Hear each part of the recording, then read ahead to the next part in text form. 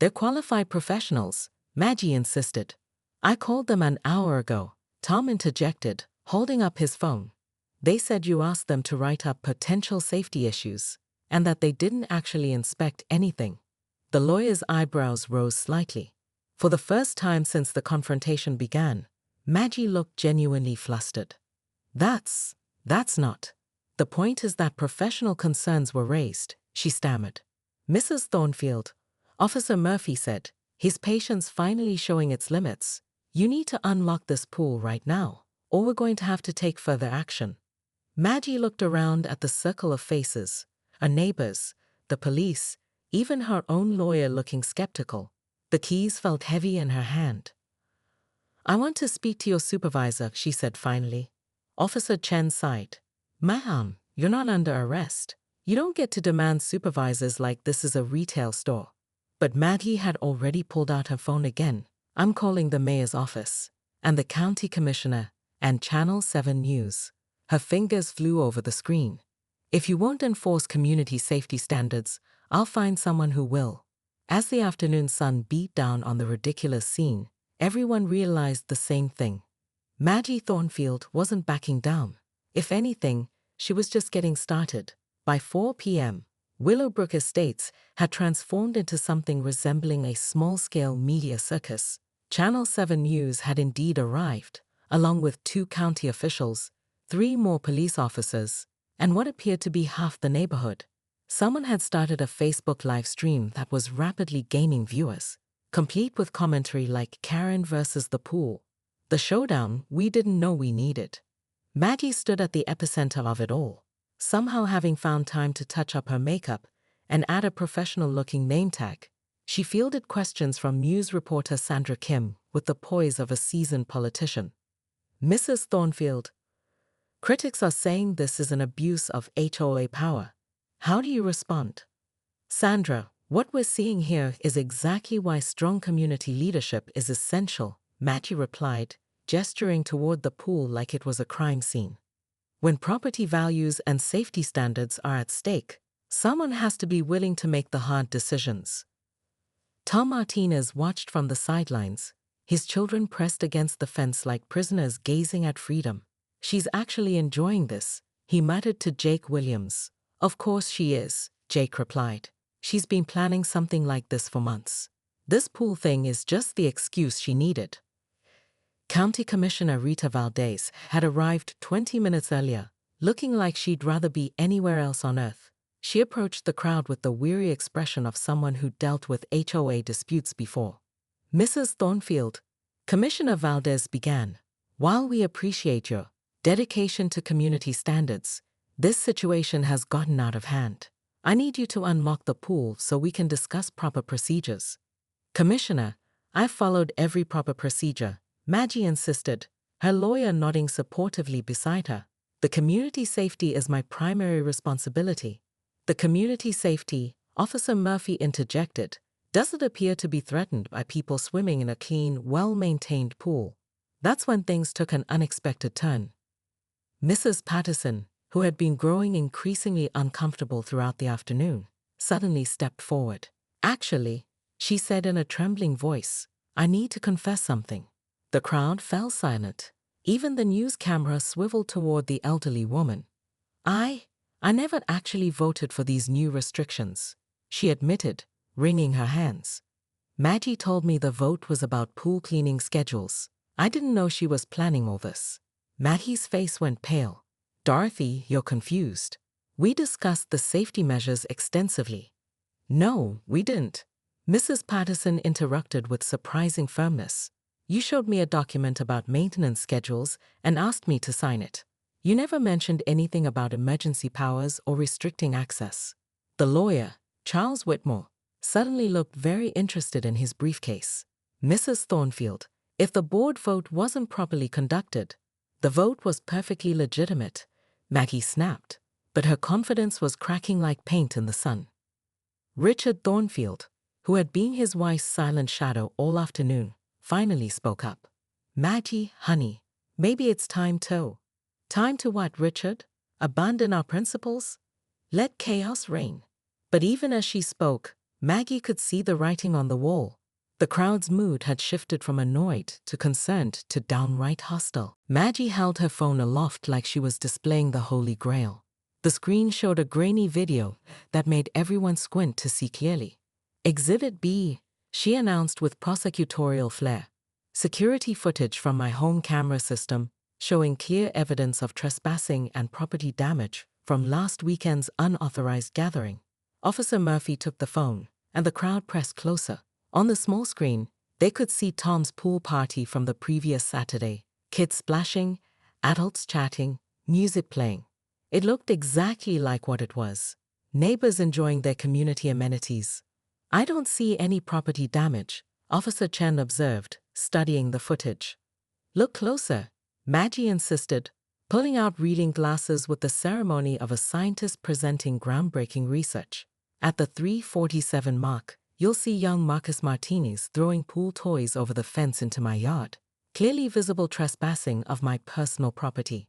Tom's 11-year-old son had indeed tossed a beach ball that had landed on the Thornfield's immaculate lawn.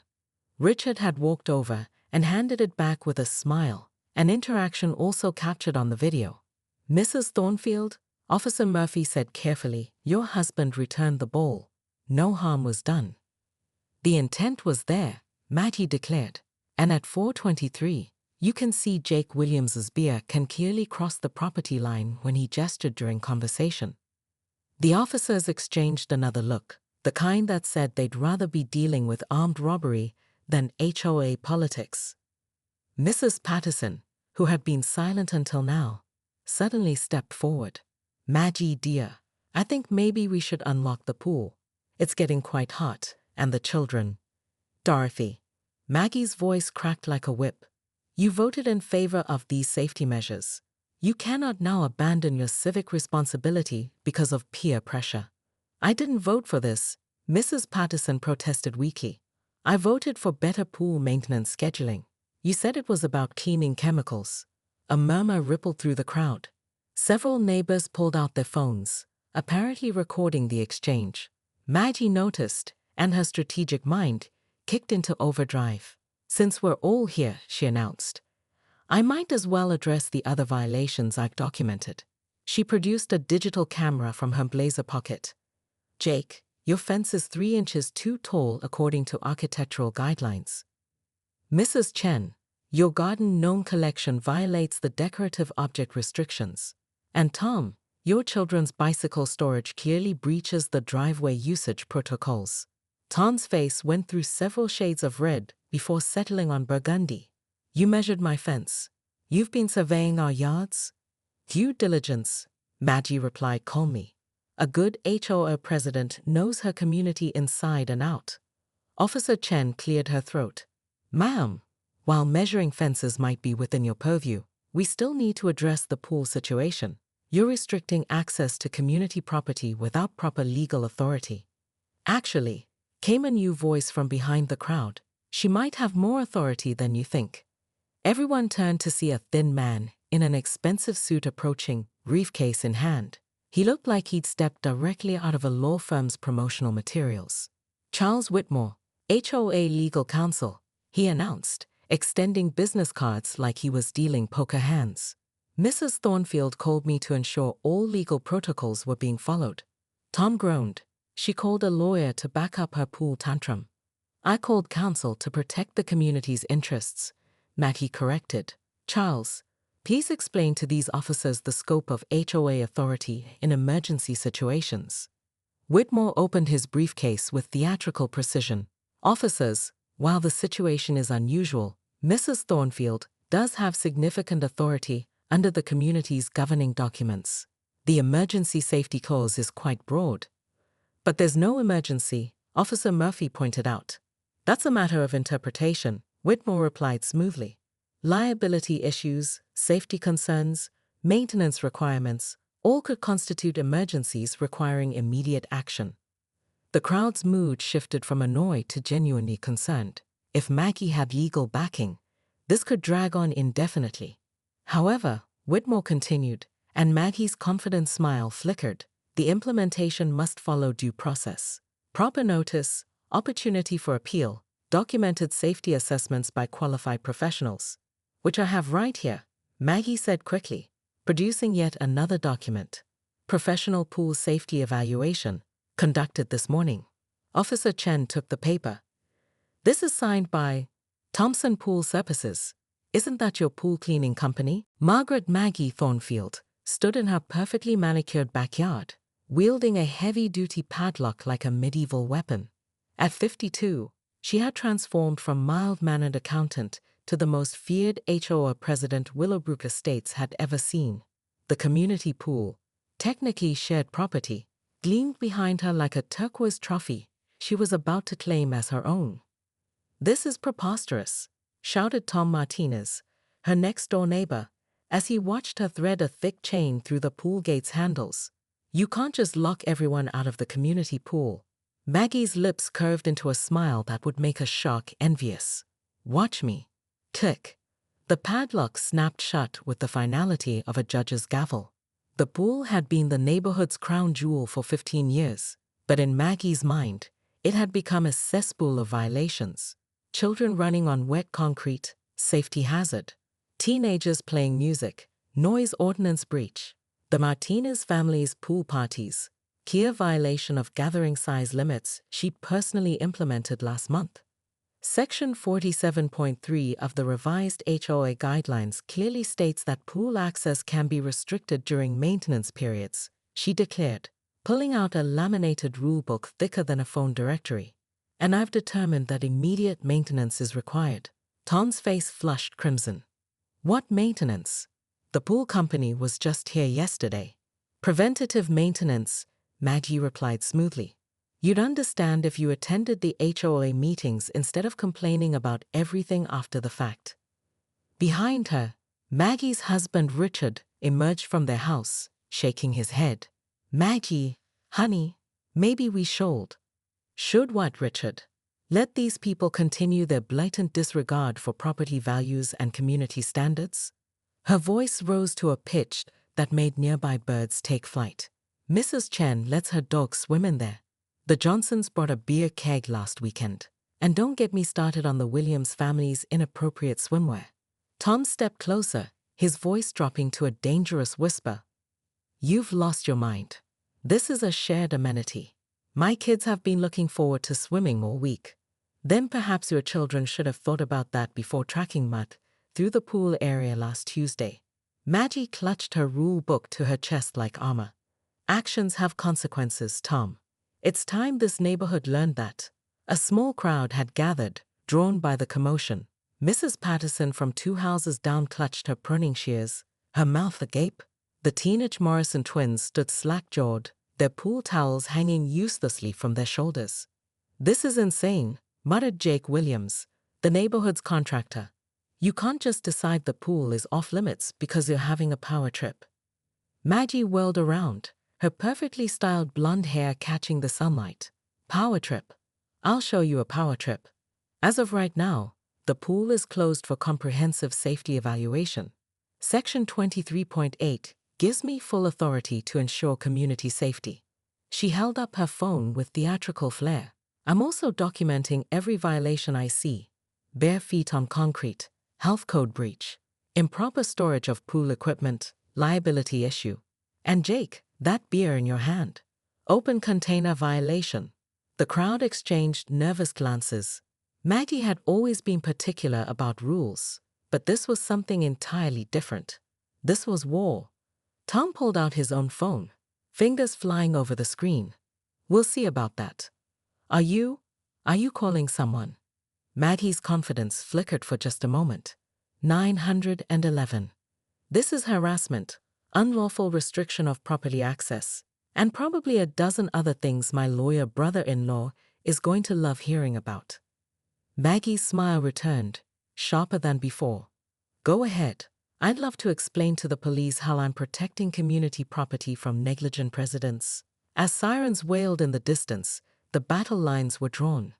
Maggie Thornfield, armed with her rule book and unshakable conviction, prepared to face whatever consequences her actions might bring. Officer Jake Murphy had been a cop for 12 years, but he'd never received a call quite like this one.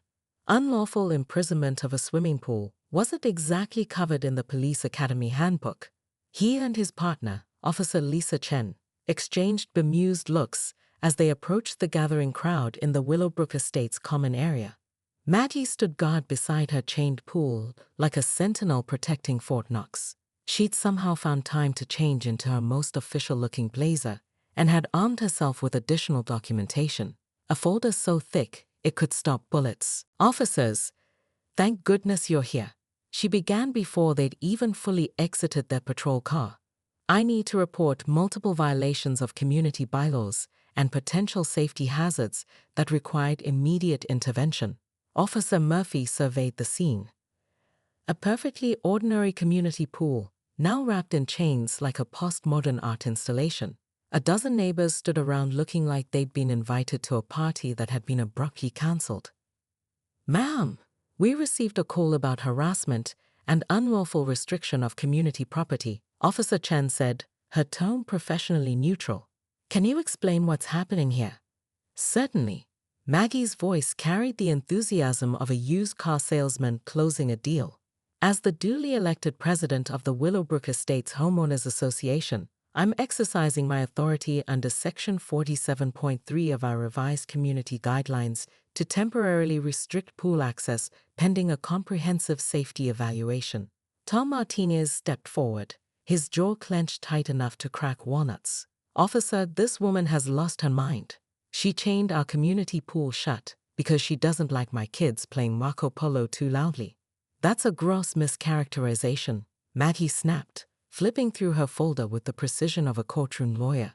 "I have documented evidence of numerous safety violations, including but not limited to unsupervised children, improper use of pool equipment, failure to shower before entering the water, and consumption of alcohol in violation of county ordinances."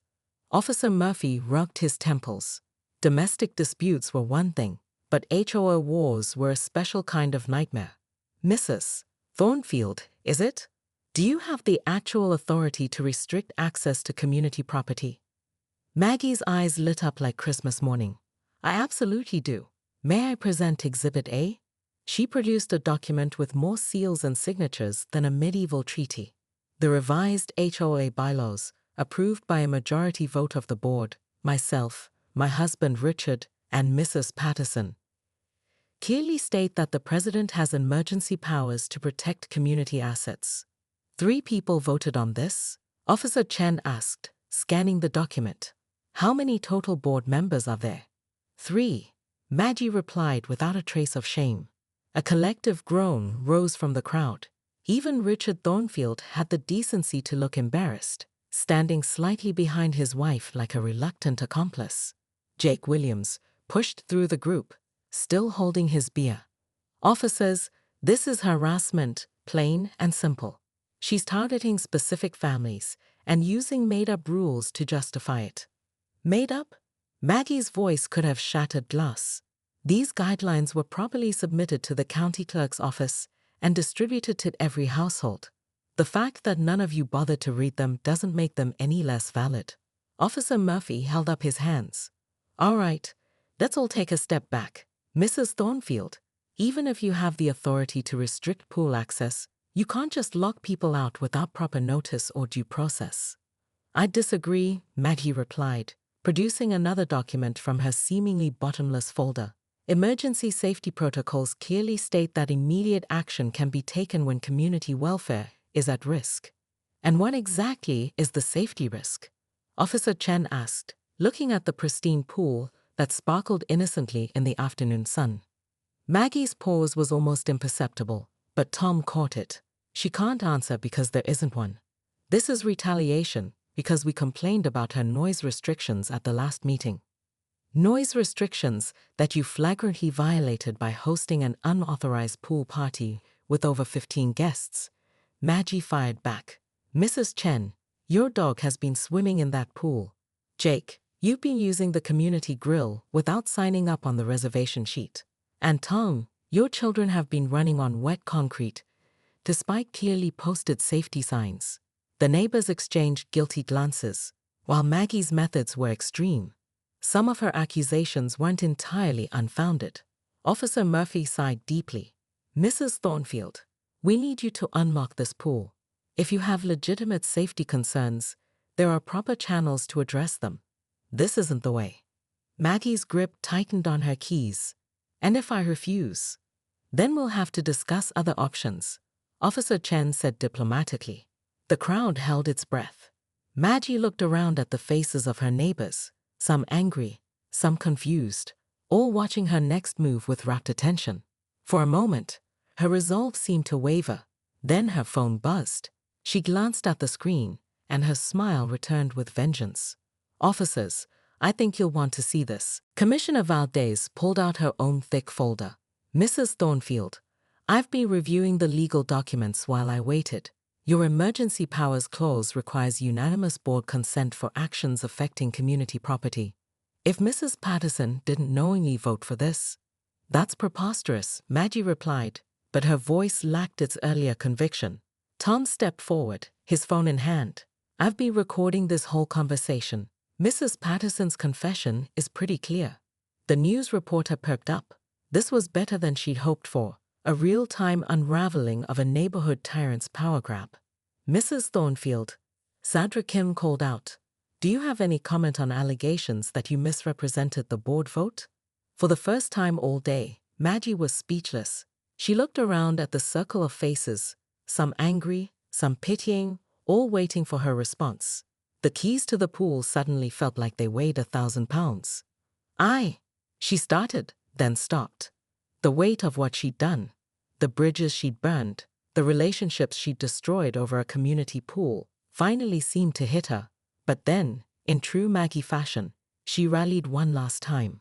Fine, she declared, pulling the keys from her pocket with dramatic flair. I'll unlock your precious pool.